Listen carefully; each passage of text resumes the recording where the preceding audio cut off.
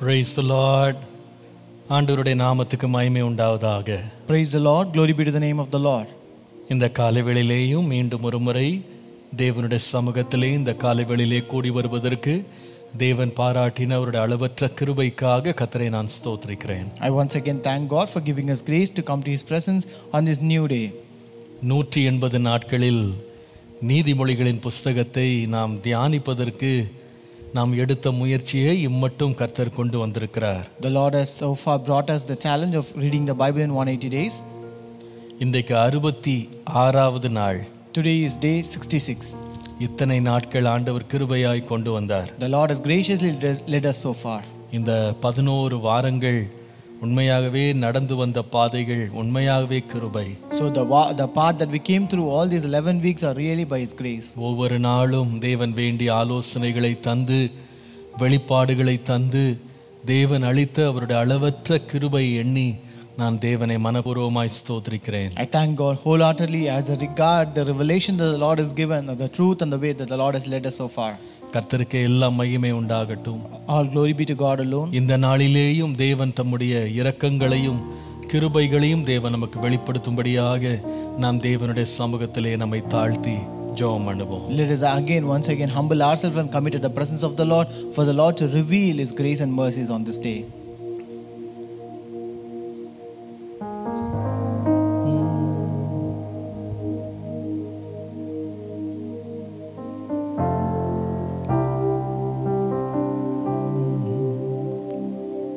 தந்தானை துதிப்போமே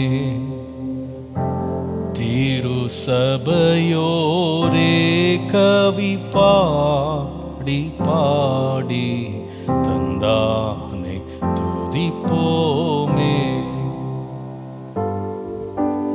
விந்தையாய் நமக்கனந்த நந்தமான விண்ண கரியதோர் நன்மை மிக மிக விந்தையாய் நமக்கனந்த நந்தமான விண்ணர் கரியதோர் நன்மை மிக மிக தந்தானை துதிப்போமே திரு சபையோரே கவி பாடி பாடி தந்தானை துதிப்போமே ஒய்யாரத்து சியோனே நீயும் மெய்யாக கழி கூர்ந்து நேர்ந்து ஒய்யாரத்து சியோனே ஐயன் இயேசுக்கு நின் கையை தூப்பி துதி செய்குவையே மகிழ் கொள்ளுவையே நாமும் ஐயன் இயேசுக்கு நின் கையை கூப்பி துதி செய்குவையே மகிழ் கொள்ளுவையே நாமும் தந்தானை துதிப்போமே திரு சபையோரே கவி பாடி பாடி தந்தானை துதிப்போமே.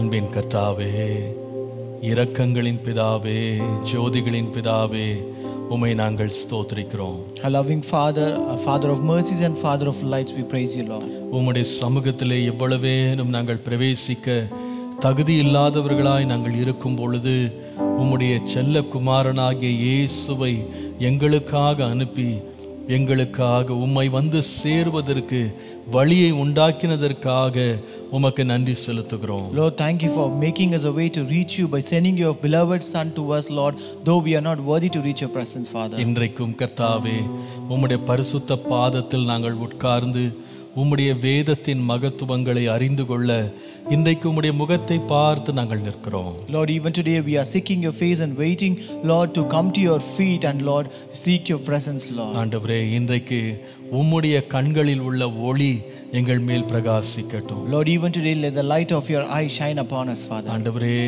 அந்த ஞானம் எங்களுக்கு வெளிப்படட்டும். Lord, let that wisdom be manifested to us. உம்மையல்லாமல் எங்களுக்கு உம்முடைய வேதத்தை நாங்கள் அறிந்து கொள்ளவே முடியாது. Lord, we cannot understand your word but by you alone, Lord. ஆண்டவரே, நீர்தான் எல்லாவற்றிற்கும் எல்லாம் ஆனவர். Lord, you are everything for everyone. நீர் Lord. மறைபொருள்களை வெளிப்படுத்துகிறவர். Lord, you are the one who reveals the hidden things, Father. நீரே சகல சத்தியங்களுக்குள்ளும் எங்களை நடத்துகிறவர். Lord, you are the one who leads us into all truth, Lord. நலமானவைகளை போதிக்கிறவர். You are the one who teaches which is good to us. சமயத்துக்கேற்ற வார்த்தை அனுப்பி எங்களை போஷிக்கிறவர். Lord, you are the one who, Lord, feeds us by sending the word in time, Lord. உம்முடைய வசனத்தை அனுப்பி எங்களை குணமாக்கி உம்முடைய வசனத்தை அனுப்பி எங்களை போஷிக்கிறவர் கர்த்தாவே. Lord, you are the one who sends your word and heals us and sends your word and feeds us, Lord. ஆண்டவரே, இன்றைக்கு உம்முடைய வசனத்திற்காய் ஆவலோடு காத்து நிற்கிறோம். Lord, today we are waiting for your word, Lord. இதை கேட்டு கொண்டிருக்கிறவர்கள் கேட்க போகிறவர்கள் ஆசீர்வதிக்கப்படுவார்களாக. Lord, let everyone who hear this and let everyone who is going to hear this be blessed, Lord. உம்முடைய நாமம் இன்றைக்கு எங்கள் நடுவிலே மகிமைப்படட்டும். Let your name be magnified amidst us today. உமக்கு மகிமை எடுத்துக்கொள். Lord, take glory to you, Lord. இயேசுவின் நாமத்தில் பிதாவே. In Jesus' name we pray. Amen. Amen. Praise the Lord. கர்த்தர் நல்லவர். Praise the Lord. God is good.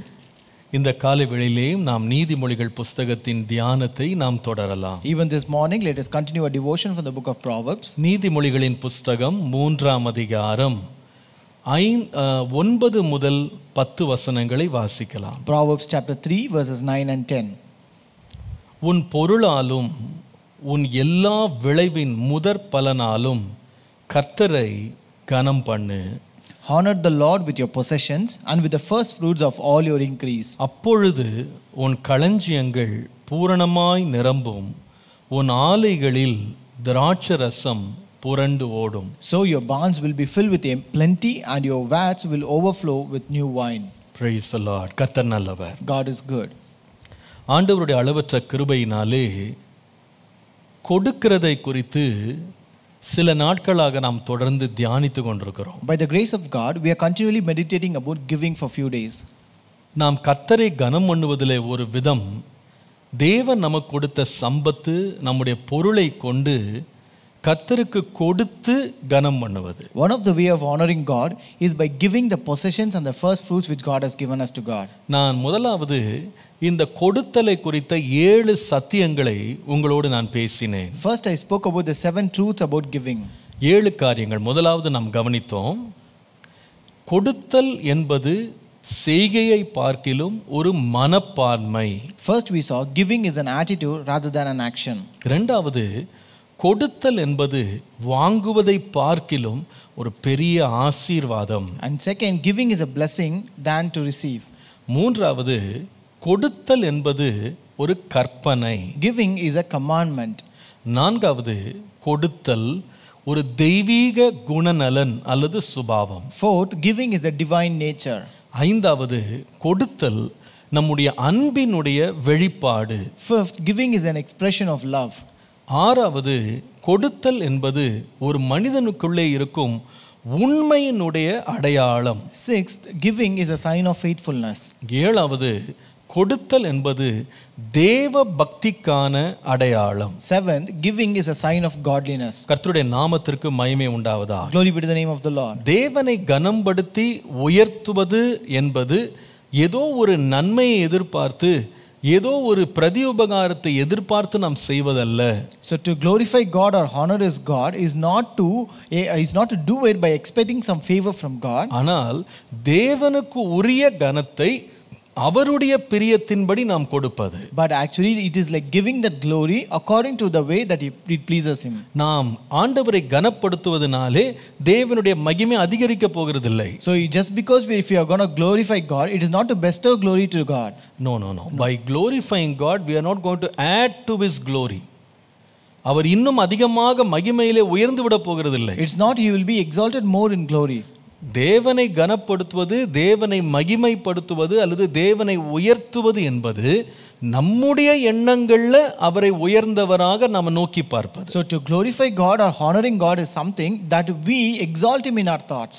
நம்முடைய எண்ணங்கள்ல நாம் அவரை உயர்ந்தவர் என்று ரெகக்னைஸ் பண்ணுவது. It is something that we recognize that he is an exalted one in our thoughts. நேற்றைக்கு நான் பேசும்போது எப்படி தேவனை 4 விதங்கள்ல கனம் பண்ணலாம்னு சொல்லி கவனித்தோம். So yesterday when I spoke, we saw the 4 ways to honor God. முதலாவது நாம் நம்முடைய வாய்களை திறந்து தேவனை துதிப்பதினால் அவரை நாம் கனம் பண்ணலாம். First, by opening our mouths to praise him.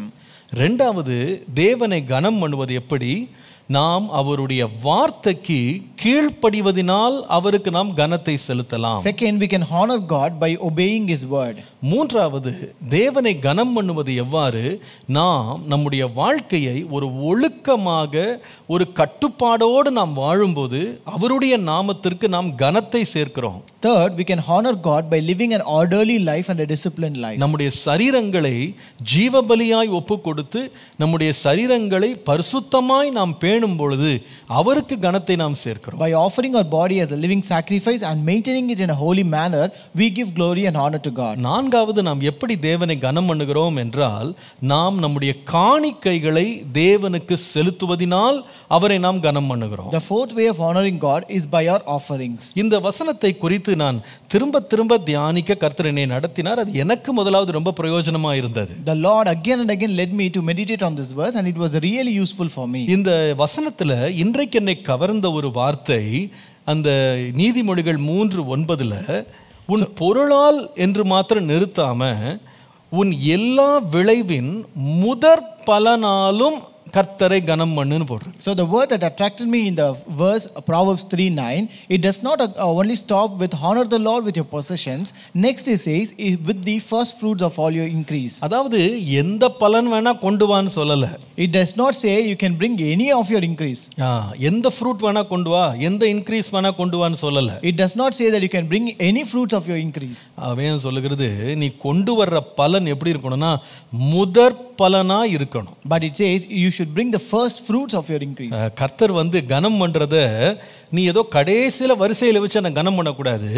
எனக்கு நீ முதற் பலனை கொடுத்து முதலாவது கனத்தை நீ எனக்கு கொடுக்க வேண்டும். So when you honor God, it is not that bringing the least of your increase, but you have to bring the first fruit of your increase and honor me. அதுதான் தேவனுக்கு பிரியமானது, அதுதான் தேவனால் அங்கீகரிக்கப்படக்கூடியது. So that is pleasing to God and that will be approved by the Lord. கர்த்தருடைய நாமத்துக்கு மகிமை உண்டாவதாக. Glory be to the name of the Lord. இதை நான் புரிந்து கொள்ள சற்று சிரமப்பட்டேன். So I really struggled to understand this. அப்பொழுது ஆண்டவரிடத்தில் நான் கேட்டேன், இதை எப்படி ஆண்டவரை விளங்கிக் கொள்றது? So then I asked God how to understand this, Lord. அப்போ நேற்றைக்கு ராத்திரி கர்த்தர் எனக்கு தேவனிடத்திலே கொடுத்து அவரால் கனம் பண்ணப்பட்டவன் அல்லது அங்கீகரிக்கப்பட்டவனுடைய ஒரு காணிக்கையை கர்த்தர் எனக்கு காண்பித்தார். The Lord showed me about a person who brought an offering to the Lord and the Lord who honored and respected it. கர்த்தருடைய நாமத்திற்கு மகிமை உண்டாவதாக. Glory be to the name of the Lord. ஆண்டவர் சொல்றார், என்ன கனம் பண்றவனை நான் கனம் பண்ணுவேன். The Lord says, I will honor the one who honors me. என்னை கனவீனம் பண்ணுகிறவன் அவனும் கனவீனம் பண்ணப்படுவான். So the one who dishonors me will also be dishonored. கர்த்தருடைய நாமத்திற்கு மகிமை உண்டாவதாக. Glory be to the name of the Lord. வேதம் சொல்லுகிறது ஒரு மனிதனை குறித்து அவன் காணிக்கையை கர்த்தர் அங்கீகரித்தார். ஆங்கிலத்துல God respected his offering ன்னு போட்டிருக்கு. So about a person's offering, the Bible says God respected his offering. அப்போ ஆண்டவர் அந்த காணிக்கையை கொடுத்தவனை ஆண்டவர் கனம் பண்ணினார் அப்படின்னா இந்த மனிதன் தன்னுடைய காணிக்கையினால கர்த்தரை கனம் பண்ணியிருக்கிறான். So if God has respected a person's offering, it means that he has honored the Lord by his offering. அப்போ அந்த மனிதனுடைய வாழ்க்கையிலே அவன் செலுத்தின காணிக்கையை பற்றி கர்த்தர் என்னோடு பேசினார். So the Lord spoke about the offering and the giving that the man did in his life. இந்த மனிதனை குறித்து நம்ம எல்லாருக்கும் தெரியும். நான் பேச போகிற மனிதனுடைய பெயர் ஆபேல். We know very well about this man. The name of the person is Abel. வேதம் சொல்லுகிறது கர்த்தர் அவன் காணிக்கைக்கு கனம் கொடுத்தார். The Bible says the Lord respected his offering. இன்னொரு விதமாய் சொன்னால் அங்கீகரித்தார். The Lord, otherwise it is accepted by God. அதை ஏற்றுக்கொண்டார். The Lord accepted it. ஆங்கிலத்துல he had respect unto his offering போட்டிருக்கு. அது அவனுடைய காணிக்கைக்கு தேவன் கனம் கொடுத்தார். So the Lord had given respect to his offering. இதை குறித்து எபிரேயருக்கு எழுதின நிருபம் 11ஆம் அதிகாரம் 4ஆம் வசனத்தை வாசிக்கும்போது, if you read Hebrews chapter 11 and verse 4, விசுவாசத்தினாலே ஆபேல் காயீனுடைய பலியிலும் மேன்மையான பலியை தேவனுக்கு செலுத்தினான், அதனாலே அவன் நீதிமான் என்று சாட்சி பெற்றான். அவனுடைய காணிக்கைகளை குறித்து தேவனே சாட்சி கொடுத்தார். By faith Abel offered to God a more excellent sacrifice than Cain, through which he obtained witness that he was righteous, God testifying of his gifts. மேன்மையான ஒரு காணிக்கை, It is an excellent sacrifice. தேவனால் அங்கீகரிக்கப்பட்ட காணிக்கை. It was accepted by the Lord. தேவன் அதை குறித்து சாட்சி கொடுத்தார், அங்கீகரித்தார். God testified and certified it. கர்த்தருடைய நாமத்திற்கு மகிமை உண்டாவதாக. Glory be to the name of the Lord. சுருக்கமாய் சொன்னால் தேவன் அந்த காணிக்கையை கனம் பண்ணினார். In short, the Lord honored that offering. அதை இன்னொரு விதமாய் சொல்ல வேண்டுமானால் ஆபேலின் காணிக்கையால் தேவன் கனம் பண்ணப்பட்டார். So in other words, we can say the Lord was honored by Abel's offering. ஆபேல் தன் காணிக்கையினால் தேவனை கனம் பண்ணினார். Abel's offering honored God. கர்த்தருடைய நாமத்திற்கு மகிமை உண்டாவதாக. Glory be to the name of the Lord. இந்த காணிக்கையை குறித்து நாம் 3 சத்தியங்களை வேதத்திலே படிக்கலாம். So we can read about 3 truths about this Abel's giving. நாம் கொடுக்கிறதும் தேவனுக்கு கனம் கொடுக்கிறதாய் மாற வேண்டுமானால் இது 3 இன்றியமையாத சத்தியங்களை நம்முடைய கொடுத்தல்ல நம்ம கவனித்து செய்யணும். So we have to have all these 3 things in our giving if it ought to become an honorable giving to God. இது எனக்கு ரொம்ப பிரயோஜனமா இருந்தது, உங்களுக்கும் பிரயோஜனமா இருக்கும் நான் கர்த்தருக்குள்ள நம்புறேன். This was really useful to me and I also hope in the Lord that it will be useful to you. முதலாவது பாடம், First lesson, நீங்கள் ஆதியாகமம் 4ஆம் அதிகாரம் 4 முதல் 5 வசனங்களை பாருங்கள். Genesis chapter 4 verses 4 and 5. ஆதியாகமம் 4 முதல் 5. Genesis 4 verses 4 and 5. ஆபேலும் தன் மந்தையின் தலையீற்றுகளிலும் அவைகளில் கொழுமையானவைகளிலும் சிலவற்றை கொண்டு வந்தான். ஆபேலையும் அவன் காணிக்கையையும் கர்த்தர் அங்கீகரித்தார். Abel also brought of the firstborn of his flock and of their fat, and the Lord respected Abel and his offering. முதலாவது அவனுடைய காணிக்கையில நம்ம கண்டுபிடிக்க வேண்டிய முதல் சத்தியம் என்னவென்றால், ஆபேல் தன்னுடைய மந்தையில உள்ள தலையீற்று அல்லது முதல் பிறந்த கனியை அல்லது அந்த மந்தையின் குட்டியை முதலாவது பிறந்ததை கர்த்தருக்கென்று காணிக்கையாய் கொண்டு வந்தான். The first truth that we can identify from Abel's giving is he gave the firstborn to God.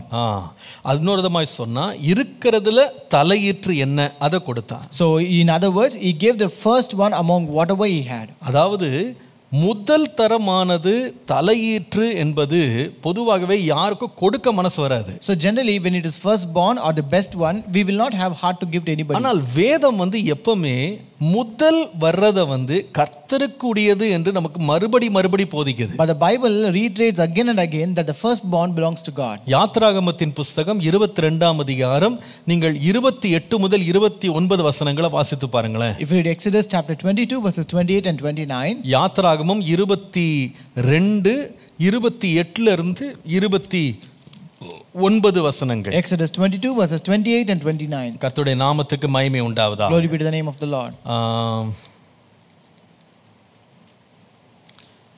29ஆம் வசனத்திலிருந்து பார்க்கலாம். From verse 29 onwards, முதல் பழுக்கும் உன் பழத்தையும் வடியும் உன் ரசத்தையும் காணிக்கையாக செலுத்த தாமதிக்க வேண்டாம்.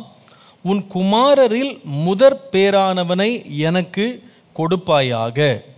உன் மாடுகளிலும் உன் ஆடுகளிலும் அப்படியே செய்வாயாக. குட்டியானது 7 நாள் தன் தாயோடு இருக்கட்டும். 8ஆம் நாளிலே அதை எனக்கு செலுத்துவாயாக. You shall not delay to offer from the fullness of your harvest and from the outflow of your presses. The firstborn of your sons you shall give to me. You shall do the same with your oxen and with your sheep. 7 days it shall be with its mother. On the 8th day you shall give it to me. ஆச்சரியமா இருக்கு. It is really surprising. இந்த முதல் பிறந்தது முதற் பலன் அப்படின்றது வேதத்துல தேவனுக்குரிய பரிசுத்தம் உள்ளது என்பது எபிரேயர்களுக்கு கொடுக்கப்பட்ட கட்டளை. So the firstborn or the first fruits, they are all accorded a sanctified status in Hebrew Bible. அதுல 3 காரியங்கள் இருக்கு. There are 3 things here. முதலாவது வரும் விளைச்சல். The first fruits of agriculture. ஒரு நிலத்தை வாங்குகிறாய், You buy a land, அதுல நீ பயிர் செய்கிறாய், and you do agriculture in that. அதுல நீ முதலாவது எடுக்கிற ஹார்வெஸ்ட் பலனை கர்த்தருக்கு கொடுத்துறணும். So you have to give the first fruit of harvest to God. ஒரு குழந்தை பிறக்கிறது, A child is born. முதல் பிள்ளையா கர்த்தருக்கு கொடுத்துடணும். If it's first born, you have to give it to God. ஆடு மாடுல முதலாவது ஒரு குட்டி போடுதா அதை கர்த்தருக்கு பலி செலுத்திடணும். And firstborn animals or beasts should be dedicated to God. ஆச்சரியமா இருக்கு. Really surprising. எதற்காக இப்படி முதல் தரமானதை கர்த்தருக்கு கொடுக்கணும்னு போட்டிருக்கு? So why it says that we have to give firstborn to the Lord? நீங்கள் 49ஆம் சங்கீதம் 3ஆம் வசனம் வாசிப்பீங்களானா, If you read Genesis 49:3, அங்கே ரூபனை குறித்து வாசிக்கிறோம். we read about Reuben here. ரூபனே, நீ என் சேஷ்ட புத்திரன் அல்லது முதலாவது பிறந்தவன், நீ என் சத்துவமும் என் முதற் பலனுமானவன், நீ மேன்மையில் பிரதானமும் வல்லமையில் விசேஷித்தவனுமானவன் போட்டிருக்கு. It says, Reuben, you are my firstborn, my might and the beginning of my strength, the excellency of dignity and the excellency of power. இதை இந்த முதற் பிறந்ததை ஏன் ஆண்டவர் இதுக்கு இவ்வளவு கனம் கொடுக்கிறார் என்று சொன்னா, வேதத்தின்படி பார்த்தா முதல் பிறந்தவன் பலத்தினுடைய துவக்கம் என்று பார்க்கிறோம். So why does the Lord honors the firstborn so much? According to the Bible, the firstborn was regarded as the beginning of strength. என்னுடைய பலத்தினுடைய துவக்கம் நீதான். He is regarded as the beginning of his strength. ஆண்டவர் சொல்றாரு, உன் பலத்தின் துவக்கத்தை நீ எனக்கு கொடு. The Lord says, give me the beginning of your strength. அது மாத்திரம் இல்ல, And not only that, நீங்கள் யாத்திராகமம் 13ஆம் அதிகாரம் நீங்கள் 2ஆம் வசனம் வாசிப்பீர்களானால், if you read Exodus chapter 13 and verse 2, 13:2 13:2, அங்கே வாசிக்கிறோம், இஸ்ரவேல் புத்திரருக்குள் மனிதரிலும் மிருக ஜீவன்களிலும் கற்பந்திறந்து பிறக்கிற முதற்பேரானது அனைத்தையும் எனக்கு பரிசுத்தப்படுத்து, அது என்னுடையது என்றார். it says, consecrate to me all the firstborn, whatever opens the womb among the children of Israel, both of man and beast, it is mine. ஏன் இது கர்த்தருக்குரியதுன்னு சொன்னா, கர்ப்பத்தை திறக்கிறது இந்த முதல் பிள்ளை. So why does it belongs to God? Because it is the opener of the womb. அதனால கர்ப்பத்தை திறக்கிற பிள்ளை எனக்குரியது. Therefore the child which opens the womb, it belongs to me. அதை நீ எனக்குன்னு பரிசுத்தப்படுத்திரு. You have to consecrate it to me. ஆச்சரியமா இருக்குது ஆண்டவர் எப்படி அதை பார்க்கறாருன்னு.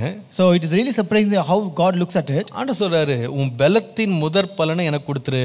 The Lord says, you give me the beginning of your strength. உன் விளைச்சல்ல முதற் பலனை எனக்கு கொடுத்துரு. You give the first fruits of your harvest. கர்ப்பத்தை முதலாவது திறக்கிறதை எனக்கு கொடுத்துரு. You give the opener of your womb to me. அது பரிசுத்தம் உள்ளது. That is holy to me. பரிசுத்தம் உள்ளதுனா எனக்கென்று பிரித்தெடுக்கப்பட்டது. It means that it is consecrated for me. அது எனக்குரியது. It belongs to me. ரொம்ப ஆண்டவர் இரண்டாம் தரத்தை இல்ல, முதல் தரத்தை ஆண்டவர் கேட்கிறாரு. The Lord doesn't ask the second one, but he asks the best and the first one. கர்த்தருடைய நாமத்திற்கு மகிமை உண்டாவதாக. Glory be to the name of the Lord. பொதுவாவே நீங்க இந்த வேதத்தை வாசித்து பார்த்தீங்கன்னா, இஸ்ரவேலர்கள் நடுவில் இந்த முதல் பிறந்தவர்களுக்கு முதற் பேரான குமாரர்களுக்கு அதிகமான சலுகைகள், அதிகமான ஆசீர்வாதங்கள் அவர்கள் மேல் கூறப்பட்டது. So generally when you read the Bible among the Israelites, you can find the firstborn are given more privileges and more blessings. நீங்கள் ஆதியாகமம் 27ஆம் அதிகாரம் 37ஆம் வசனத்தை பாருங்களேன். If you read Genesis 27 and verse 37, அங்கே ஈசாக்கு ஏசாட்ட சொல்றத பாருங்களேன். here Isaac says to Esau, இதோ நான் அவனை உனக்கு எஜமானாக வைத்தேன், அவன் சகோதரர் எல்லாரையும் அவனுக்கு ஊழியக்காரராக கொடுத்து அவனை தானியத்தாலும் திராட்சை ரசத்தினாலும் ஆதரித்தேன். இப்பொழுதும் மகனே, நான் உனக்கு என்ன செய்வேன் என்றான். Indeed, I have made him your master, and all his brethren I have given to him as servants. With grain and wine I have sustained him. What shall I do now for you, my son? அப்போ இங்க என்ன பிரச்சனை பாருங்க. So what is the problem here? இங்க ஈசாக்கு இந்த ஏசாவை ஆசீர்வதிக்கணும்னு கூப்பிட்டது எதற்குன்னு சொன்னா, ஏதோ பொதுப்படையை ஆசீர்வதிக்கிறதுக்கு இல்ல, முதற் பேரான குமாரனுக்குன்னு ஒரு விசேஷித்த ஆசீர்வாதம் இருக்கு, அதை கொடுக்கறதுக்கு தான் அவனை கூப்பிட்டாரு. So here Isaac called Esau to bless him, not to give us just an ordinary blessing, but there's a special firstborn blessing that he ought to be given to him. அதுக்கு சொல்றார், நான் நல்லா சாப்பிடணும்பா, நீ உன்னுடைய நல்ல சாப்பாடு எடுத்துட்டு வா, நான் புசிச்சு மனதார நான் வயிறார உன்னை வாழ்த்தணும்னு சொல்லுவாங்க பாருங்க, அந்த மாதிரி. So that's why he says, bring me a good food so that I will eat full and then bless you. அப்போ அந்த திருப்தியோடு வாழ்த்தணும். So I should bless you with satisfaction. அப்போ ஒரு கூப்பிட்டது இந்த முதல் பேரானவனுக்கு கொடுக்கிற ஆசீர்வாதம். So we called him to give the firstborn blessing. ஆனா இந்த யாக்கோபு வஞ்சனை செய்து அந்த ஆசீர்வாதத்தை திருடிட்டு போயிட்டான். But here Jacob deceived and received that blessing. அவர் சொல்றாரு பாருங்க, இந்த ஆசீர்வாதத்துல ஒரு காரியம் என்னன்னா, இந்த முதற் பேரான கொடுக்கிற ஆசீர்வாதம் வந்து அவனை தான் மற்ற எல்லா பிள்ளைகளும் சேவிக்கணும். So here the blessings of the firstborn, it includes that he becomes a master of all and everyone should serve him. அவனுக்கு எல்லா உலக நன்மைகளையும் மேன்மையானது அவனுக்கு கிடைக்கணும். So he will also receive a great many things, or best thing among the richer possessions of this name. நீங்கள் உபாகமத்தின் புத்தகம் 21ஆம் அதிகாரம் 17ஆம் வசனத்தை நீங்கள் வாசிப்பீர்களானால், if you read Deuteronomy 21 and verse 17, 21:17, 21:17, வெறுக்கப்பட்டவளிடத்தில் பிறந்தவனை சேஷ்ட புத்திரனாக அங்கீகரித்து தனக்கு உண்டான ஆஸ்திகளில் எல்லாம் 2 பங்கை அவனுக்கு கொடுக்க வேண்டும். அவன் தன் தகப்பனுடைய முதற் பலன் சேஷ்டபுத்திர சுதந்திரம் அவனுக்கே உரியது. But he shall acknowledge the son of the unloved wife as a firstborn by giving him a double portion of all that he has, for he is the beginning of his strength. The right of the firstborn is his. அதாவது வெறுக்கப்பட்ட மனைவிகிட்ட நீ வந்து முதல் பிள்ளையை பெற்றிருந்தாலும் அந்த பிள்ளைக்கு தான் 2 மடங்கு ஆசீர்வாதத்தை கொடுக்கணும்னு சொல்லியிருக்கு. So even if you have received the firstborn from an unloved wife, but you have to give double portion of inheritance to him. கர்த்தருடைய நாமத்துக்கு மகிமை உண்டாவதாக. Glory be to the name of the Lord. இது மிகப்பெரிய ஒரு தீங்கு அல்லது பாவம் குற்றம் செய்யாத வரைக்கும் முதற் பேரானவனே வந்து சேரும். So until you commit a serious offense or a mistake, this firstborn inheritance or blessings will come to you. கர்த்தருடைய நாமத்துக்கு மகிமை உண்டாவதாக. Glory be to the name of the Lord. நம்முடைய இரட்சகராகிய இயேசு கிறிஸ்துவும் தன்னுடைய தாயாகிய மரியாளுக்கு முதலாவது பிறந்த பிள்ளை. Even our Lord and Savior Jesus Christ was the firstborn of his mother. நீங்கள் லூக்கா 2ஆம் அதிகாரம் 22 லிருந்து 23 வாசிக்கும் போது, if you read Luke chapter 2 verses 22 and 23, இந்த முதலாவது பிறந்த பிள்ளையை நீங்கள் 22ஆம் வசனத்துல லூக்கா 2:22ல மோசேயின் நியாயப்பிரமாணத்தின்படியே அவர்களுடைய சுத்திகரிப்பின் நாட்கள் நிறைவேறின போது முதற் பேரான எந்த ஆண் பிள்ளையும் கர்த்தருக்கு பரிசுத்தமானது எனப்படும் என்று கர்த்தருடைய நியாயப்பிரமாணத்தில் எழுதியிருக்கிறபடி அவரை கர்த்தருக்கென்று ஒப்பு கொடுக்கவும், கர்த்தருடைய நியாயப்பிரமாணத்தில் சொல்லியிருக்கிறபடி ஒரு ஜோடு புறாவையாவது ஒரு புறா குஞ்சுகளையாவது 2 புறா குஞ்சுகளையாவது பலியாக செலுத்தவும் அவர் எருசலேமுக்கு கொண்டு போனார்கள்னு போட்டிருக்கு. Now it says, now when the days of purification according to the law of Moses were completed, they brought him to Jerusalem to present him to the Lord, as it is written in the law of the Lord, every male who opens a womb shall be called holy to the Lord. கர்த்தருடைய நாமத்துக்கு மகிமை உண்டாவதாக. Glory be to the name of the Lord. ஆச்சரியமா இருக்குது. Really surprising. இயேசுவை முதற் பிள்ளைன்னு சொல்லி அவர் என்ன பண்ணாங்கன்னா, கர்த்தருக்கு பரிசுத்தமானது எனப்படும் என்று கர்த்தருடைய நியாயப்பிரமாணத்தில் எழுதியிருக்கிறபடி கர்த்தருக்கு ஒப்பு கொடுக்க கொண்டு வந்தாங்களாம். So since Jesus was the firstborn, so they consider him to be holy as it is written in the law of Moses, and therefore they brought to the temple to dedicate it to God. எவ்வளவு அருமையா இருக்கு பாருங்க. How beautiful it is. அதற்கு நாம முதற் பலனை கர்த்தருக்கு கொண்டு வரணும்ன்றதுக்கு இயேசுவே தன்னை ஒரு அடையாளமாக வைத்தார். So Jesus himself set an example that we should bring the first fruits to the Lord. நான் நினைக்கிறேன் நம்முடைய வாழ்க்கையில கூட முதல் அப்படின்னு எது வந்தாலும் அதை கர்த்தருக்கு என்று பரிசுத்தப்படுத்திடணும். So even in our life, when there is something called firstling of our life, we should make it or consecrate it for God. நம்முடைய ஆண்டவருக்கு வந்து இந்த மிச்சம் மீதியை வந்து கொடுக்கவே கூடாது.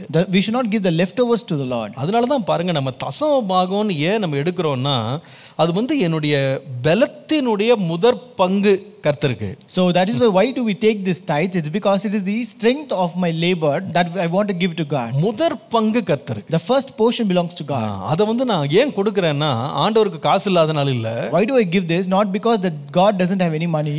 ஆண்டவர் வெள்ளியும் பொன்னும் அவருடையது தான். All gold and silver belongs to God. நான் கொடுக்கும்போது என்ன சொல்றேன்னா, ஆண்டவரே எனக்கு நீர் கொடுத்த சம்பளத்துல, எனக்கு கொடுத்த வருமானத்துல நான் என்ன பண்றேன்னா, ஆண்டவரே உம்மை நான் கனம் பண்றேன். So by giving or tithe, what do we convey actually? Lord, with the income or with the salary which you gave me, I honor you through that. ஆண்டவரே என்னுடைய பலன் உம்முடையது. My strength belongs to you. என் ஜீவன் நீர் கொடுத்தது. My life is given by you. வேலையை நீர் கொடுத்தது. You are the one who gave me the job. ஞானத்தை நீர் கொடுத்தது. You are the one who gave me the wisdom. சம்பாதிக்கிற சாதுரியத்தை எனக்கு கொடுத்தது நீர்தான். You are the one who gave the ability to earn money. எல்லாம் உம்மிடத்திலிருந்து வந்தது. Everything came from you. அந்த பலனை வாங்கிட்டு நானே முழுசா சாப்பிட கூடாது. So I should not receive all the reward of the and eat the entire thing. அல்லது எனக்கு வேண்டியதெல்லாம் சாப்பிட்டுட்டு மீதி ஏதோ கொஞ்சம் நஞ்சம் ஏதோ இருக்கிறத கொஞ்சம் ஆண்டவர்கிட்ட கொடுக்குறேன்னு கொடுத்துட்டு போறது இல்ல. Or not the other way where I eat everything and give the leftover to God. ஆண்டவருக்கு முதலாவது எடுத்து வச்சிடுறேன். I take the first portion to God. ஆண்டவரை நான் கனம் பண்றேன். I honor the Lord. ஆண்டவருக்கு மகிமை நான் செலுத்துறேன். I give glory to God. எல்லாம் உம்மிடத்துல இருந்து வந்தது ஆண்டவரே. Lord, we have received everything from you, உமக்கு Lord. தான் நான் மகிமையை செலுத்துறேன். And I give glory only to you. பாருங்க, அதுதான் தேவனுக்கு பிரியமானது. That is pleasing to God. நான் பொதுவாகவே இந்த முதற் பலன் அப்படின்றது வந்து முதலாவது கிடைக்கிறது வந்து ஒரு உழைப்பாளியினுடைய பாராட்டையும் சந்தோஷத்தையும் அவனுடைய கவர்ச்சியையும் இழுக்கக்கூடியது. So usually the first thing or the first product of any labor is more attracting, which may attract the appreciation of many people. அதாவது அந்த உழைக்கிறவனுக்கு வந்து முதல் முறை வர இன்கம், முதல் முறை வர ப்ராடக்ட் வந்து அவனுக்கு கண்ணில் ரொம்ப ப்ரெஷியஸாக தெரியும். So the first product of a labor is more precious in his eyes. அதாவது அதை பார்த்த உடனே அவனுக்கு ஒரு பெரிய மகிழ்ச்சி வந்துடும். So when he sees this, he immediately feels very joy. உதாரணமா பாருங்க, For example, நீங்க ரொம்ப நாள் வேலை கிடைக்காம போய் வேலைக்கு போய் சேர்றீங்க வச்சுக்கிட்டுங்களேன். you get a job and join a job after searching for jobs for a very long time. முதல் சம்பளத்தை வாங்கும்போது உங்களுக்கு இருக்கிற சந்தோஷத்தை நீங்க நினைச்சிருக்கீங்களா? Have you ever thought about the first joy when you receive the first salary? எவ்வளவு மகிழ்ச்சியா இருக்கும் தெரியுமா? You know how joyful you would be. அடடா, நான் இவ்வளவு நாள் வேலை இல்லாம இருந்தேன், முதல் முறை கை நீட்டி ஒரு சம்பளத்தை வாங்குறேன். See, I was jobless for so many days, but the first time I'm receiving a salary. ஆண்டவர் சொல்றாரு, The Lord says, அந்த முதல் சந்தோஷம் இருக்கு பாத்தியா, you have that first joy. அந்த முதல் அப்ரிசியேஷன், அந்த முதல் மகிழ்ச்சி இருக்கு பாரு, You have the first appreciation and the first joy. அதை கொண்டு வந்து எனக்கு கொடு. You bring it to me. நீ அதை பார்க்கும்போது சொல்லு, And when you see that, you should say, நான் இதுல மகிழ்றத பார்க்கலாம், கர்த்தர் தான் எனக்கு மகிழ்ச்சி. So the Lord is my delight and joy rather than delighting in this. அந்த மகிழ்ச்சியை வந்து நான் பணத்து மேல வைக்கல. I don't set my joy upon this money. இந்த மகிழ்ச்சியை நான் கர்த்தருடைய பலிபீடத்துல வைக்கிறேன். I commit this joy into the presence of அப்ப God. கர்த்தர் அறிகிறாரு, So the Lord knows. நீ பணத்தை பார்க்கிலும் என்னை நீ கனம் பண்ணுகிறாய். So you honor me more than your money. நான் சொல்லுவேன், இது ஒரு ஆவிக்குரிய ஒரு வளர்ச்சி, ஒரு பழக்கம். I tell you, this is a spiritual growth or maturity. நான் எடுக்கிற எந்த பிரயாசத்திலேயும், எந்த முயற்சியிலேயும், புது முயற்சியில் நடக்கிற முதல் பலனை கர்த்தருக்கு என்று சந்தோஷமா கொண்டு வந்து கொடுத்துறேன். So in every step I take, in every endeavors I do, I bring the first product to the Lord. இந்த ஆபேலுடைய காணிக்கை தேவனுக்கு முன்பாக கனத்தை பெற்று கர்த்தரை கனப்படுத்தினதுக்கு காரணம் என்னவென்றால், அவனுடைய ஆடு மாடு, அவனுடைய கொண்டு வந்த ஆட்டில வந்து ஆட்டு மந்தையில தலையீற்ற கொண்டு வந்து கர்த்தர் கொடுத்துட்டான். The reason why the offerings or giving of Abel was respected and honored by God, it's because he brought the firstborn of his flock. அந்த ஆபிரகாமும் கூட தன்னுடைய முதற்பேரான குமாரன் அப்படின்னு அழைக்கப்பட்ட வாக்குத்தத்தப்பட்ட பிள்ளையை கர்த்தருக்கு கொண்டு வர்றது வந்து சாதாரண காரியமா இருக்கல அவனுக்கு. So even unto Abraham it was not an easy job to bring his firstborn, a promised son, to God. மனதுல எத்தனை போராட்டங்கள் இருந்தது தெரியல. We don't know how much he struggled in his heart. ஆனா கர்த்தர் சொன்னாருன்னு உடனே அவனுக்கு கிடைச்ச வெளிப்படுத்தல அந்த பிள்ளையவே கர்த்தருக்கு கொடுக்கறதுக்கு அவன் ரெடியா இருந்தான். But just because God has asked it, he was very prepared and ready to give that child to God. கர்த்தர் பார்த்தாரு, The Lord saw it. நீ உன் பிள்ளைன்னு கூட பார்க்காம நீ வந்து இந்த அளவுக்கு எனக்கு கீழ்ப்படிஞ்சு இந்த அளவுக்கு என்ன கனம் பண்றீன்னா நான் உன்னை சும்மா விட மாட்டேன், இந்த பிள்ளைய பெரிய ஜாதியாக நான் மாற்றுவேன். See, you obey me so much, not even considering your child, and see, you obey me so much according to the word, then I will not leave you as such, but I will make you a great nation. ரொம்ப ஆச்சரியம் பாருங்க, கர்த்தர் வந்து நம்ம ஒவ்வொரு முறையும் நம்மளை வந்து நம்புறதுக்கு, நம்மளை வந்து இன்னும் பிளஸ் பண்றதுக்கு ஒரு டெஸ்ட் வைக்கிறாரு. So the Lord also gives us a test every time to trust us and bless us more. நம்ம உண்மையாகவே அவருடைய வழிகளில் நடக்கிறோமா, உண்மையா அவரை நேசிக்கிறோமா அப்படின்னு டெஸ்ட் பண்றாரு. He always tests us whether we are walking in his ways, are we truly loving him. நாம அதுல வந்து கர்த்தருக்கு உண்மையா இருக்கிறோம்னு ஆண்டவர் கண்டுபிடிச்சிட்டாருன்னா, உண்மையா சொல்லுகிறேன், கர்த்தர் நம்மை இடங்கொள்ளாமற் போக மட்டும் ஆசீர்வதிக்கிறார். So but if God finds out that we are faithful to the Lord, then the Lord will bless us that we cannot contain it. உங்களுக்கு நான் சொல்லுவேன், உங்கள் முதல் தரமான நேரம், உங்கள் முதல் தரமான உங்களுடைய பலன், உங்கள் முதல் தரமான உங்களுடைய ஆஸ்தி, உங்கள் முதல் தரமான உங்களுடைய சம்பத்து, உங்களுக்கு இருக்கிற தாளந்து, உங்களுடைய எதுவாக இருந்தாலும் சரி அதை கர்த்தருக்குன்னு கொடுக்கணும்னு ஆசைப்படுங்க. So I tell you, no matter whatever it might be your first timing or first day or a first product of whatever it might be, first talent, always try to give it to God. வாரத்துல முதலாவது நாளை கர்த்தருக்குன்னு கொடுப்பேன். So I will give my first day of the week to the Lord. ஒரு நாளின் முதல் மணி நேரத்தை கர்த்தருக்கு கொடுப்பேன். I will give the first hour of a day to God. Hallelujah. Hallelujah. எல்லாத்துலயும் first things belong to the Lord. கர்த்தருக்கு நான் அதை கொடுத்துருவேன். I'll give all the firstlings to the Lord. கர்த்தருடைய நாமத்திற்கு மகிமை உண்டாவதாக. Glory be to the name of the அது Lord. தேவனை கனப்படுத்துகிறது. And that is honoring God. இரண்டாவது, காயனுடைய வாழ்க்கையில கர்த்தருக்கு முன்பாக கனம் பெற்ற ஒரு காணிக்கைக்கு அவனிடத்துல நம்ம படித்து கொள்ள வேண்டிய இரண்டாவது பாடம் வந்து the second lesson to learn from Abel's giving, which was honorable in the sight of God. ஆதியாகமம் 4ஆம் அதிகாரம் 4ஆம் வசனத்தை மறுபடியும் வாசிக்கலாம். Genesis chapter 4 and verse 4. ஆபேலும் தன் மந்தையிலின் தலையீற்றுகளிலும் அவைகளில் கொழுமையானவைகளிலும் சிலவற்றை கொண்டு வந்தான். Abel also brought of the firstborn of his flock and of their fat. ஆபேலையும் அவன் காணிக்கையையும் கர்த்தர் அங்கீகரித்தார். And the Lord respected Abel and his offering. எப்பொழுது கர்த்தர் ஆபேலையும் அவன் காணிக்கையும் அங்கீகரித்தார் அல்லது கனம் பண்ணினார் என்று நீங்க கேட்பீங்களானா? So when you ask, when did the Lord respect and honor the offering of Abel? முதலாவது தலையீற்றை கொடுத்தான், அல்லது முதல் தரமானதை கர்த்தருக்கு கொடுத்தான். First he gave the firstborn or the firstlings. இரண்டாவது தன்னுடைய மந்தையில உள்ள கொழுமையானவைகளை கொடுத்தான். Second he gave the fat. தமிழ்ல வந்து கொழுமையானவைகள்னு போட்டிருக்கு. So in Tamil it says the fatness. ஃபேட்னஸ்ன்னு போட்டிருக்கு. ஆனால் இங்கிலீஷில் வந்து he gave of the fatன்னு போட்டிருக்கு. அதாவது என்னன்னா அது எதை பற்றி சொல்லுதுன்னா அந்த மந்தையில் உள்ள கொழுப்பை கொண்டு வந்து கர்த்தர் கொடுத்தாங்க. So it speaks about the fat of the flock.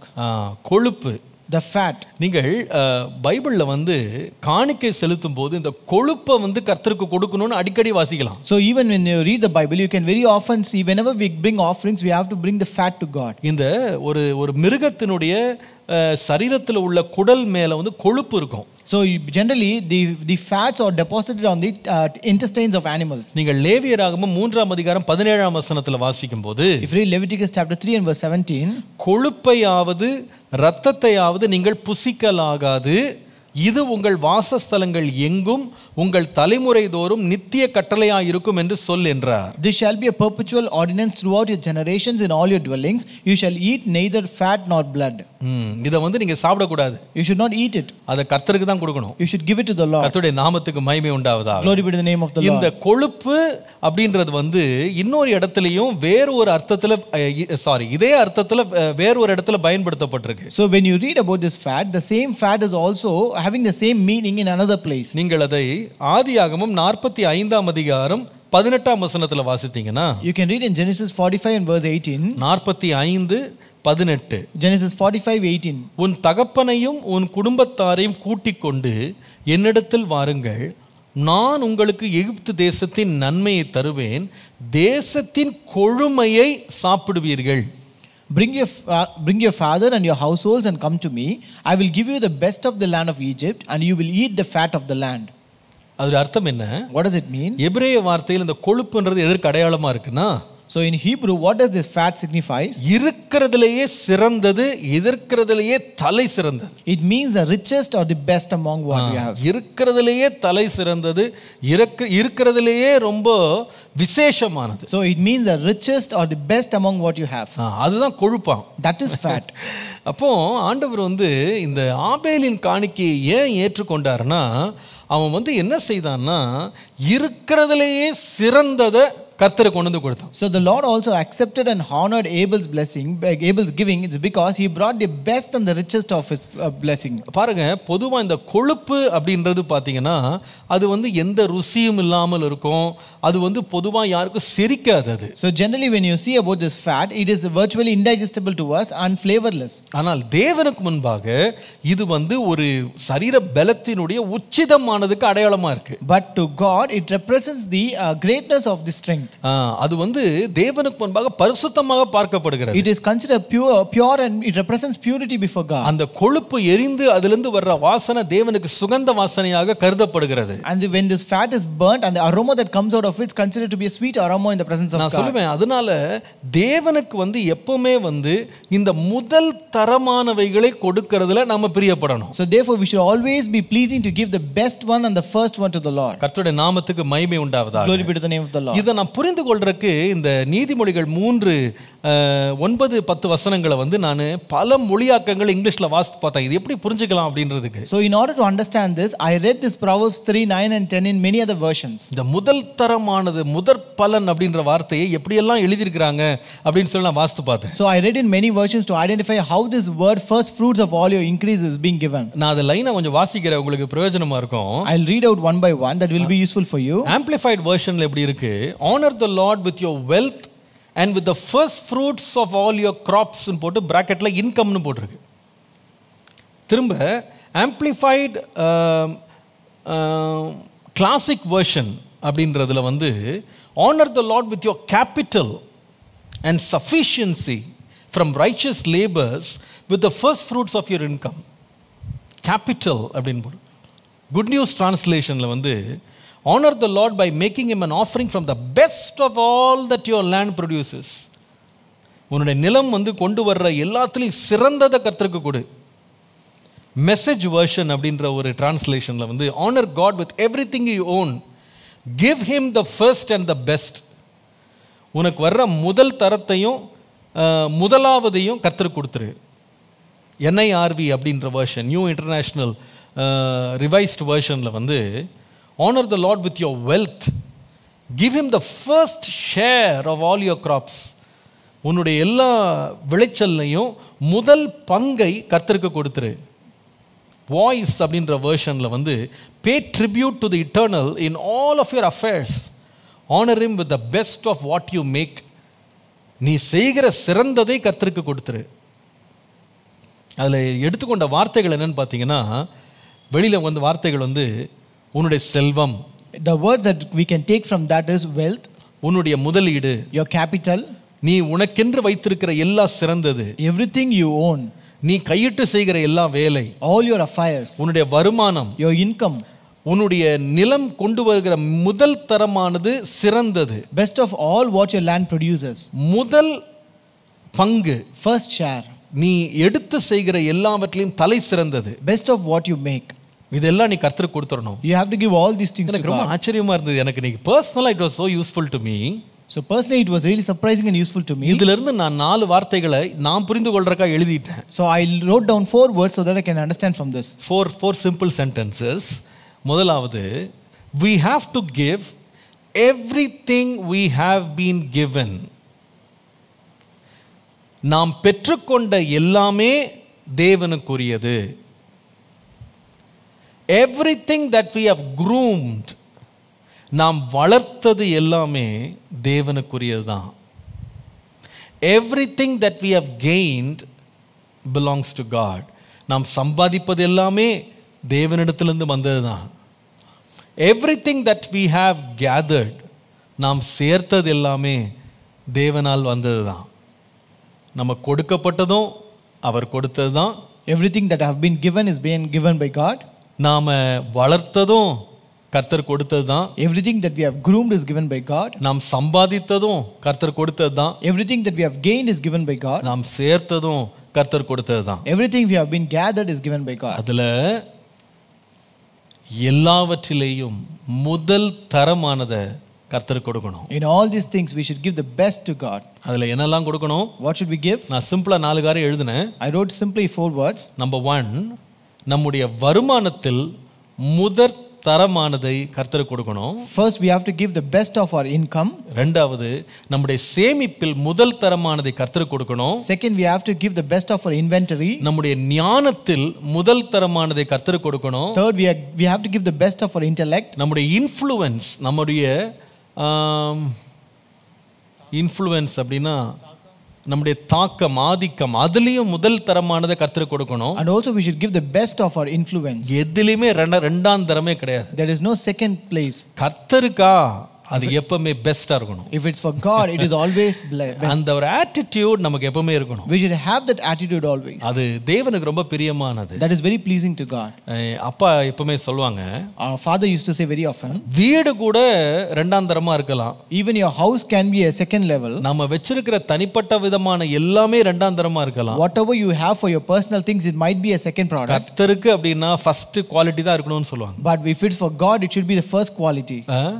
சமீபத்தில் ஒரு சகோதரன் என்னை சந்தித்தார். Recently, a brother came and met me. அவர் சொன்னாரு, பாஸ்டர் உங்க சர்ச்சுக்கு வந்தேன்.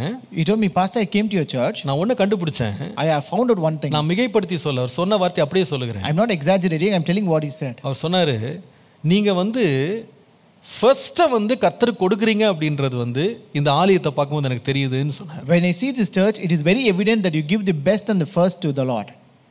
The first quality கர்த்தருக்கு கொடுக்கணும். We should give the first quality to God. நம்ம ஒரு ஆலயம் கட்டுறோம். We are building a church. ஏதோ கட்டுவோம் அப்படின்னு சும்மா ஒரு தகரம் போட்டு கட்டுறது ரொம்ப பெரிய விஷயம் கிடையாது. It is not a big deal to just construct a church by using some other material. நம்ம யாரும் சண்டைக்கு வர போறது இல்ல. No one is going to come for fight. யாரும் நம்மட்ட போராட போறது இல்ல. No one is going to come and strive with us. யாரும் வழக்கு போட போறது இல்ல. No one going to file a case. ஏன் போராடுறோம் அப்படினா, why do we struggle? கர்த்தருக்குன்னு செய்றோமா? If you are doing for God, முதல் தரமா செய்யணும். we should do the best. அத கர்த்தருக்கு மகிமையும் கீர்த்தியுமா நம்ம செய்யணும். So that that should fetch glory and fame to the Lord. நான் நிறைய வீடுகளை பிரதிஷ்டை பண்ண போறேன். I used to go to dedicate many houses. ரெண்டு பேர் வாழ்றாங்க அந்த வீட்டுக்குள்ள. There might be only 2 people living in this house. ரெண்டு பேர். It is only 2 people. அந்த வீட்டை எவ்வளவுங்க செலவுன்னு கேட்டேன். So I asked, how much did you spend for this house? 50 லட்சம் பாஸ்டர்னா. They said 50 lakhs, pastor. எவ்வளோ? How much? ரெண்டு பேர் வாழ்ற வீடு எவ்வளோ? How much they spent for 2 people? 50 லட்சம். It is 50 lakhs. சில வீடுகளுக்கு போறேன். I used to go to certain houses. எவ்வளவுங்க இந்த ஃபிளாட் வாங்கியிருக்கீங்க, எவ்வளோ நல்லா இருக்கே. You bought this flat, it is very good. How much it is? 1 கோடி pastor. It is 1 crore, pastor. 1.25 கோடி பாஸ்டர். It is 1.5 crores. அப்பலாம் நான் யோசிப்பேன். That is when I used to think. 2 மனிதர்கள் வாழ்வதற்கு இத்தனை லட்சங்களும் கோடி கூட செலவழிக்கப்படுமானால், if so many lakhs and crores can be spent for 2 people, வானத்தையும் பூமியும் படைத்த தேவனை இத்தனாயிரம் பேர் சேர்ந்து ஆராதிக்கிற இடத்தை கட்டுறதுக்கு கோடிகள் செலவழித்தா என்ன தப்புன்னு நான் கேட்கிறேன். So what wrong if to spend many crores to build a church for the Lord to worship, where thousands can gather together and worship the Lord? நான் சொல்றது கவனிச்சிங்களா? Did you notice it? நம்ம சொந்த வீட்டை கட்டுறதுக்கு நம்ம கடன் வாங்கி நம்ம எவ்வளவு சிரமப்பட்டு வீடு கட்ட நாம எவ்வளவு ஆசைப்படுறோம். So we always desire to construct our own house. For that we struggle so much, we get debts, we lend money and then we construct it. ஆனால் கர்த்தருக்கென்று ஒரு ஆலயம் கட்டுறோம் அப்படின்னா ஏன் அது ஒரு கீழ்த்தரமானதா இருக்கணும், அதுவும் சிறந்ததா இருக்கணும் நம்ம ஆசைப்படணும். So but the same way, when you construct a church to God, we should say it to be the best one and the first one. நான் சொல்லுவேன், அது உங்க வாஞ்சை எப்படி இருக்கும்னா, நீங்க எவ்வளவு கர்த்தரை நேசிக்கிறீங்களோ அவ்வளவுதான் உங்க வாஞ்சை இருக்கும். So your desire will be based upon the love that you have for God. நீங்க கர்த்தரை குறைச்சு மதிப்பிட்டீங்கன்னா, அவர் மேல உங்களுக்கு அன்பு இல்லைன்னா, நீங்க இதெல்லாம் தேவையான்னு கேட்பீங்க. நிச்சயமா கேட்பீங்க. If you underestimate God and if you don't have much love upon God, you will say, do we need all these things? கர்த்தருக்கு நம்ம செய்யறோம், அவர் மேல வாஞ்சை இருக்கிறவங்க நிச்சயமா கர்த்தருக்காக செய்யப்படும் மகத்துவமான கிரியைகளை பார்த்து கர்த்தர் கனப்படுத்தப்படுவதை பார்த்து மகிழ்வாங்க. So but people who truly love God and who have the desire upon God, they will be very happy when they see the Lord being honored by this. Hallelujah. Hallelujah. கர்த்தர் நல்லவர். God is good. முதலாவது எதை கொடுக்கணும்னா, முதலாவதை கர்த்தர் கொடுக்கணும். First we have to give the firstborn. இரண்டாவது கொழுமையானதை கொடுக்கணும். Next we have to give the fat. மூன்றாவது இந்த ஆபேலுடைய காணிக்கையில மூன்றாவது காரியம் எபிரேயர் 11:4 வாசிக்கும்போது, the third thing we can read in Hebrews chapter 11 and verse 4. விசுவாசத்தினாலே ஆபேல் காயினுடைய பலியிலும் மேன்மையான பலியை தேவனுக்கு செலுத்தினான். By faith Abel offered to God a more excellent sacrifice than Cain. You have to give the first. You have to give the fat or the prime most, the best. முதலாவதை கர்த்தருக்கு கொடுக்கணும், தலை சிறந்ததை கர்த்தருக்கு கொடுக்கணும். மூன்றாவது விசுவாசத்தினால கொடுக்கணும். Third, you have to give by faith. விசுவாசத்தினால கொடுக்கணும். You have to give by faith. ஆபேலுடைய காணிக்கை அங்கீகரிக்கப்பட்டதற்கான மிக முக்கியமான நோக்கம் அதுல விசுவாசம் இருந்தது. The one important reason why Abel's offering was accepted and respected by God is because he had faith in that. விசுவாசம் அப்படின்றதுக்கு, ஒருவனுக்குள்ள விசுவாசம் வந்திருக்கு அப்படின்றதுக்கு அடையாளம் என்ன தெரியுமா? You know what it means that a faith is present in a person? அவன் முதலாவது தேவனை இருக்கிறவர் என்று அவன் அங்கீகரிக்கிறான். அதுதான் விசுவாசத்தின் துவக்கம். So the beginning of faith is that he regards that the Lord recognizes the Lord is existing. தேவனிடத்திலே சேருகிறவன் அவர் உண்டென்றும் விசுவாசிக்க வேண்டும். So the one who draw near to God should also believe that he is. He exists. அவர் இருக்கிறார் அப்படின்னு விசுவாசிக்கணும். அப்போ அவரை recognise பண்றான், அவன் தான் விசுவாசிக்கிறவன். So first, the one who have faith is the one who recognizes him. இரண்டாவது, அவரோடு ஒரு உறவை வைக்கிறான், அவன் தான் விசுவாசிக்கிறவன். Second, the one who have faith is the one who have a relationship with God. மூன்றாவது, அவரை கனம் பண்ணுகிறான், அவருடைய சத்தத்துக்கு செவி கொடுக்கிறான், அவன் தான் விசுவாசிக்கிறவன். And the one who have faith is the one who respects him and regards and listens to him. அவர் சொல்றபடி அவன் கீழ்ப்படிகிறான். He obeys according to his word. அவன் கிரியை செய்கிறான். He works according to the word. அவன் முழுவதுமாக விசுவாசத்தினால தேவனை நம்புகிறான். He also trusts God wholly because of this faith. விசுவாசிக்கிறேன் என்று சொல்லுகிறவனுடைய உள்ளத்துல ஒரு பூரண அன்பு இருக்கிறது. So the one who says that he have faith on God, there is a love of God present in his heart. விசுவாசிக்கிறேன் என்று சொல்லுகிறவன் தன்னுடைய வாழ்க்கையே தேவனுக்கு முழுவதுமாக அர்ப்பணித்து வாழுகிறான். The one who says that he has faith, he is the one who is totally devoted to God. தேவனே தன்னை நடத்த வேண்டும் என்று அவன் விரும்புகிறான். He also desires that Lord himself should lead him. பாருங்க, இதான் விசுவாசம். This is faith. கர்த்தருக்கு கொடுக்கிறேன் அப்படின்றது நீங்க நான் தயவுசெய்து தப்பா நினைக்காதீங்க. So when you say give it to God, don't mistake me. ஏதோ பணத்தை கொண்டு கொட்டிட்டதுனால கர்த்தருக்கு கொடுத்துட்டேன்னு சொல்லிட்டு ஓடிட முடியாது. It's not just because you brought the money and gave it to God doesn't mean that you have given to ஏதோ God. கொஞ்சம் உழைச்சிட்டேன், கொஞ்சம் பலத்தை கொடுத்துட்டேன், நேரத்தை கொடுத்துட்டேன், பாஸ்டர் சொல்லிட்டாங்க, அதனால நம்ம ஒரு மணி நேரம் போய் கர்த்தருக்காக உழைச்சிருவோம், ஏதோ கொஞ்சம் காசை கர்த்தருக்கு கொடுத்துருவோம், அவ்வளவுதான், நம்ம வந்து பெஸ்ட்டை நம்ம ஆனர் பண்ணிட்டோம்னு நினைச்சிட்டு நீங்க ஏமாந்துடாதீங்க. So don't be deceived yourself when you say that giving to God means that giving a 1 hour of work to God or laboring for God or giving some money to God. ஆண்டவர் வந்து நம்ம கிட்ட இருந்து வர்ற பலனுக்கு முன்பாக எதை எதிர்பார்க்கிறாருன்னா நம்மோடு உள்ள உறவை முதல்ல எதிர்பார்க்கிறார். So before the products or before the first or fat that comes from us, the Lord is expecting a relationship with us. முதல்ல கொடுத்துட்டு முதல் தரமானதை கொடுத்துட்டு நான் ஆட்டோமேட்டிக்காக அங்கீகரிக்கப்படுவேன் இல்லை. முதலையும் முதல் தரமானதையும் எப்படி கொடுக்கணும்னா விசுவாசத்தோட கொடுக்கணும். It's not that if I give the first and the fat then I will be accepted and respected by God. It's not that way, but you have to give the first and give the fat and the best and along with that faith. விசுவாசம் இல்லாமல் தேவனுக்கு பிரியமா இருப்பது கூடாத காரியம். So it is impossible to be pleasing to God without faith. விசுவாசத்தை துவக்குகிறவரும் முடிக்கிறவருமாகிய இயேசுவை நோக்கி பின்தொடரணும். So we have to run the race looking at the Lord Jesus who is the author and finisher of faith. நிறைய பேர் நினைக்கிறாங்க காணிக்கைகளை கொடுத்துட்டு நம்ம தேவனுடைய அங்கீகரிப்பை பெற்றலாம்னு சொல்லி. Many people think that we can give offerings and receive that honor from the Lord. சீமோன் என்பவன் காசை கொடுத்துட்டு வரங்களை வாங்கிடலாம்னு நினைச்சான். Simon also thought that he can give money and get the gifts from him. அது தேவனிடத்தில் அங்கீகரிக்கப்படல. But he was not recognized by God. நல்லா கவனிக்கணும் நீங்க. You have to listen carefully. நீங்க கொடுங்கன்ன உடனே நீங்க நினைச்சிடாதீங்க கொடுத்துட்டாப்புல எல்லாமே வாங்கிடலாம். No no no, that is not the real meaning. So when you say give, it doesn't mean that if you give everything you can get whatever you want. முதலானது கர்த்தருக்கு. You have to give the first to God. முதல் தரமானது கர்த்தருக்கு. You have to give the best to God. அதே வேளையில அது விசுவாசத்தோடு செய்யணும். At the same time you have to do it by faith. வெறும் உதட்டினால் சேர்ந்து இருதயம் தூரமா இருக்கிறது தேவனுக்கு பிரியம் கிடையாது. It is not pleasing that if your lips are very closer to God but your heart is far away from him. அப்படி ஒருவேளை வெறும் நம்முடைய பணமும் நம்முடைய ஆஸ்தியும் தான் தேவனால் முழுவதுமாக அங்கீகரிக்கப்படும் அப்படின்னு சொன்னா இந்த உலகத்தில் உள்ள ஐஸ்வர்யவான்கள்ட்ட போய் நாம சொல்லலாம், நீ வந்து ஒரு 1 லட்சம் ரூபாய் கொடுத்துருப்பா, ஒரு 1 கோடி கொடுத்துருப்பா, நீ நாளைக்கு பரலோகம் வந்துடலாம்னு சொல்லிடலாம். So if that is the case, if you give the firstborn or the money or your first things to the Lord, you can come to heaven. We can go to a rich man and say that you give 1 lakh, you give some money, then you can reach heaven easily. நம்ம அப்படி சொல்ல முடியாது. We cannot say so. 1 கோடி ஒருவன் கொடுத்ததுனால அவன் தேவனால் அங்கீகரிக்கப்பட்டுருவான்னு சொல்ல முடியாது. We can never say just because a person has given 1 crore, he will be accepted by God. இல்ல அதுவல்ல. It's not that way. நம்ம அமௌண்ட் கிடையாது. Our amount doesn't matter. நான் சொல்லுவேன் நம்முடைய ஆக்டிவிட்டீஸ் கிடையாது. It's not our activities that matters. ஆண்டவர் விரும்புறது ஆழமான விசுவாசம். But the Lord expects a deeper faith. ஆழமான விசுவாசம். A deeper faith. சில பேர் வந்து விசுவாசம் இல்லாமல் பணத்திற்கு பின்பாக ஓடிக்கொண்டு வேதம் சொல்லுது அவங்க விசுவாச கப்பலை கூட சேதப்படுத்திடுறாங்க. The Bible says some people they live behind this faith and go behind this money and they also shipwreck the ship of faith. Shipwreck their faith. இது ரொம்ப ஜாக்கிரதையா நம்ம கவனிக்க வேண்டிய ஒரு காரியம். This is something we have to listen carefully. தேவன் நம்முடைய காணிக்கைகளை மாத்திரமல்ல, நம்முடைய வாழ்க்கையும் கர்த்தர் பார்க்கிறார். The Lord is not only looking at our offerings, but He's also looking at our life. வாழ்க்கையும் ரொம்ப முக்கியம். Our life is also important. வாழ்வு சரியில்லாமல் காணிக்கைகளை மாத்திர வைத்து கர்த்தரை பிரியப்படுத்திடவே முடியாது. So if your life is not proper, you cannot please God only with your money and offerings. அதான் ஒரு முறை ஒரு மனிதன் வந்து ஒரு பாஸ்டர் வந்து சொன்னாராம்.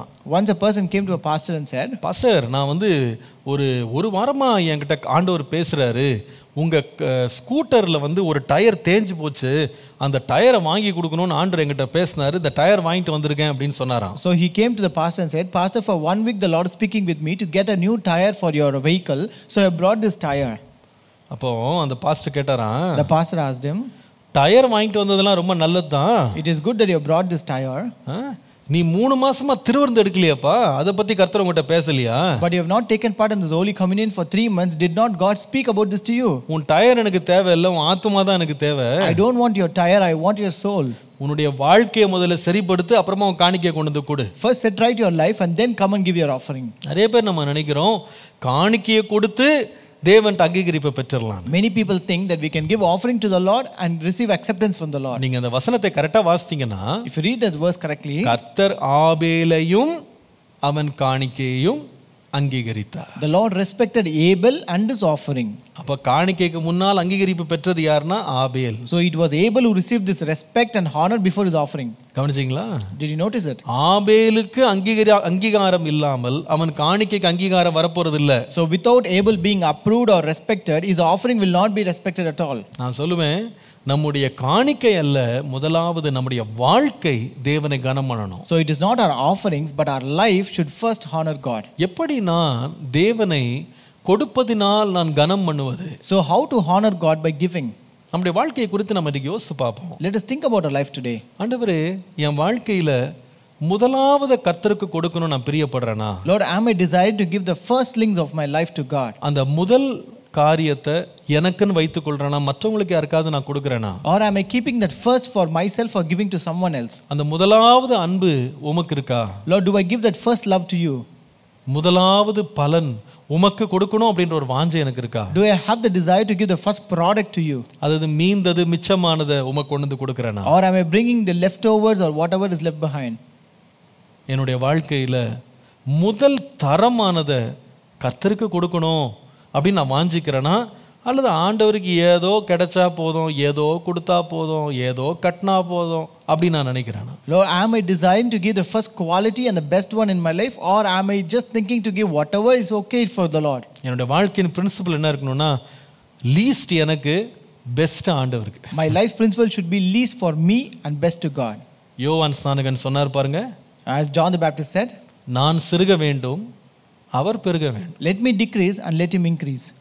அந்த ஒரு சுபாவம் எனக்குள்ள இருக்கும். We should have such a kind of attitude in us. எப்பவுமே பெஸ்ட் வந்து கர்த்தருக்கு. We should give always the best to God. அந்த ஃபேட், கொழுப்பு வந்து கர்த்தருக்கு. We should give the fat to God. தலை சிறந்தது ஏதாவது இருக்கா கர்த்தருக்கு? If there is something best, we have to give it to God. Hallelujah. Hallelujah. மூன்றாவது, Third, எப்படி கொடுப்பேன்? how will I give? விசுவாசத்தினால கொடுப்பேன். I will give by faith. எனக்கும் தேவனுக்கும் உறவு இருக்கா, அல்லது வெறும் நான் காணிக்கைகளை செலுத்தி விட்டு போகிற ஒரு சடங்காச்சாரத்தின் விசுவாசியா நான் இருக்கிறேனா? So do I have a real relationship with God, or I'm just like a ordinary Christian, tradition Christian who come and offer the offerings to God? சில பேருக்கு தசமபாகம் அப்படின்றது ஒரு வழக்கமாக மாறிவிட்டது. And to some people this tithe has become a habit. அது தப்பு கிடையாது. It is not wrong. ஆனா அந்த வழக்கத்துக்கு பின்னால வாழ்க்கை சரியா இருக்கான்னு பார்க்கணும். But behind that routine and habit, you should see whether your life is proper. நம்முடைய வாழ்க்கையில தூர இச்சைகளுக்கு நாம் இடம் கொடுத்து நம்ம விசுவாச கப்பலை சேதப்படுத்திட்டு வழக்கங்களை மாத்திரம் செய்துட்டு கர்த்தர்ட்ட வந்து நாம கனம் பெற்றுருவோம், கர்த்தரை கனப்படுத்திடுவோம் நம்ம நினைக்கிறது தவறு. So it is always wrong when you give heed or room for all your immoral lust and shipwreck your faith, and then come to the Lord and give offering and think that the Lord will accept you. நம்முடைய வாழ்க்கையை சீர்படுத்தாம வெறுமனே நாம் காணிக்கைகளையும் தசம பாகங்களையும் கர்த்தருக்கு கொடுத்துட்டு ஐயோ இப்போ நான் இவ்வளோ கொடுத்துட்டேன் கர்த்தர் என்னை அங்கீகரிச்சிருவார் அப்படின்ற ஒரு பொய்யான மாயையில் நம்ம வாழ்ந்துடக்கூடாது. We should not live in a vanity saying that if I don't set right my life but give the income or all the offerings to the Lord will respect and honor me. நம்ம நினைச்சிடக்கூடாது நான் இவ்வளோ கொடுத்துட்டேன் கர்த்தருக்கு முன்பாக நான் ரொம்ப விசேஷமானவன் நினைச்சிடக்கூடாது. We should never think, see, I have given so much to God, I am very special before the Lord. ஆண்டவர் சொல்லுவார், அப்பா வானமும் பூமியும் என்னுடையது. The Lord says heaven and earth belongs to me. வெள்ளியும் பொன்னும் என்னுடையதுப்பா. All silver and gold belongs to me. நீ என்னத்தனால என்கிட்ட கொடுத்து என்ன திருப்திப்படுத்திட முடியும்? So how can you satisfy me with what? எல்லாமே நீ என்கிட்ட இருந்து வாங்குனது தானே. You have received everything only from me. எல்லாம் என்னுடையது. Everything belongs to me. அப்படின்னு ஆண்டவர் சொல்வாரு. That is how God says. கர்த்தர் எல்லாவற்றிற்குரியவர். So the Lord has everything. A Lord belongs. என்னத்தனால நான் அவரை திருப்திப்படுத்திட முடியும்? So how, with what can I satisfy the Lord? நான் சொல்லுவேன், நான் என்னுடைய வாழ்க்கையை முதல்ல அர்ப்பணிச்சிட்டு தான் காணிக்கையை கொடுக்கணும். So first I am supposed to devote or commit my life to God and then offer my offerings. காணிக்கையினால கர்த்தரை பிரியப்படுத்திட முடியாது. I cannot please God by my offerings. விசுவாசத்தினாலே ஆபேல் காயினுடைய பலியிலும் மேன்மையான பலியை தேவனுக்கு செலுத்தினான். By faith Abel offered to God a more excellent sacrifice than Cain. அவனுடைய காணிக்கைகளை குறித்து தேவனே சாட்சி கொடுத்தார். Even God himself testified about his offerings. அவன் நீதிமான் என்று சாட்சி பெற்றார். The Lord testified that he was a righteous one. நம்ம வாழ்க்கையை காணிக்கை கொடுத்துட்டு வெளியே வரும்போது கர்த்தர் நம்மளை பார்த்து சொல்லணும், நீதிமான். When we offer offerings to the Lord and come out, the Lord should say a testimony that we are righteous. காணிக்கையை கொடுத்துட்டு வெளியே வரும்போது ஐஸ்வர்யவான் அப்படி நினைச்சிட்டு வெளியே வரக்கூடாது. So when you give offering and come out, we should not think ourselves as a rich man. அது நம்முடைய நினைப்பா இருக்க கூடாது. That should not be our attitude. நீதிமான். You are a righteous one. விசுவாசத்தினாலே நீதிமான் பிழைப்பான். By faith the righteous shall live. அந்த ஒரு உணர்வு இருக்கணும். With that attitude. ஆபேலுடைய காணிக்கைகளிலிருந்து கர்த்தர் நம்ம கற்றுக் கொடுத்த பாடங்களை நம்முடைய வாழ்க்கையிலே அனுபவமாக்குவோம். கர்த்தர் நம்மை ஆசீர்வதிப்பார். Let us make these lessons that we learn from Abel's giving as our experience, and may the Lord bless us. ஜெபம் பண்ணுவோம். Let us pray. பரிசுத்த பிதாவே, இந்த காலை பொழுதில் எங்களுக்கு கற்றுக் கொடுத்த வேத சத்தியங்களுக்காக நன்றி. Our Holy Father, thank you for the lessons that you have taught this morning. எங்களுடைய முதலாவது உம்முடையது. Lord, our first belongs to you. எங்களுடைய முதல் தரமானது உம்முடையது. Lord, our fat belongs to you, Lord. எங்களுடைய விசுவாசத்தினாலே வருகிற பலன் உம்முடையது. Lord, the produce that we give out of faith belongs to you, Lord. அவைகளை உமக்கே நாங்கள் படைக்கிறோம். Lord, we commit everything to you. எங்களுடைய உச்சிதமானவைகளை விசுவாசத்தோடு கொண்டு வர கிருபை தார். Lord, give us grace to bring our first and the best thing with faith, Lord. எங்களுடைய காணிக்கைகளால் மாத்திரமல்ல, எங்கள் வாழ்க்கையினாலும் உம்மை நாங்கள் கனப்படுத்த கிருபை தார். Lord, give us grace to honor you by our life, not only by our offerings alone, Lord. ஆண்டவரே, உம்முடைய நாமம் எங்கள் வாழ்க்கையிலே மகிமைப்படட்டும். Lord, let your name be magnified in our life. தொடர்ந்து உம்முடைய சத்தியங்களை எங்களுக்கு வெளிப்படுத்தி போதித்தருளும். Lord, continue to reveal your truth and teach us, Lord. இயேசுவின் நாமத்தில் பிதாவே. In Jesus' name we pray. Amen. Amen. Amen. Praise the Lord. கர்த்தர் நல்லவர். ஒவ்வொரு நாளும் இவ்விதமாக தியானங்களிலே பங்கெடுக்கிறவங்களை இயேசுவின் நாமத்தில் வாழ்த்துகிறேன். கர்த்தர் உங்களை ஆசீர்வதிப்பாராக. I greet everyone who are taking part in this devotions every day. May God bless you all.